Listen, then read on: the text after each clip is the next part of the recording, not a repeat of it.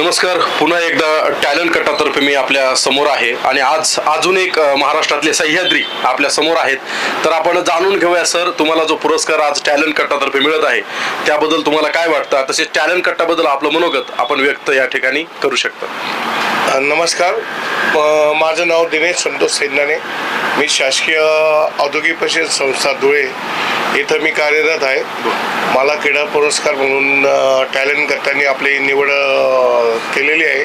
Talent कट्टाच्या माध्यमातून ज्या समकपोषक जे शिक्षक किंवा काही आदर्श जे कोणी गरजू लोक असतील त्यांना टॅलेंट कट्टा नावासारखेच एक निवडून रत्न, सह्याद्री रत्न तयार करून एका जसं फुलमहासारखं एक कुंपण करून महार तयार करून आणि 14 डिसेंबर 2025ला एकत्र आणून त्यांचं एक पाठीवर हात ठेवून उज्ज्वल असं प्रोत्साहन देण्यासाठी हे टॅलेंट कट्ट्याचं भरपूर भरघोस यश आहे.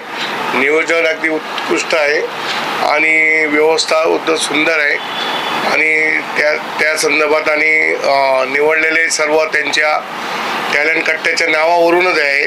त्याच्यामुळं बाकी जास्त सांगण्यापेक्षा सर्व आयोजनाचं आणि सर्व समितीचं मी माझं वैयक्तिक दिनेश सैन्यानेकडनं मी खूप खूप धन्यवाद आणि मला बोलवल्याबद्दल आणि मला या सह्याद्री रत्न पुरस्कारसाठी निवड केल्याबद्दल मी खूप ऋणी आहे.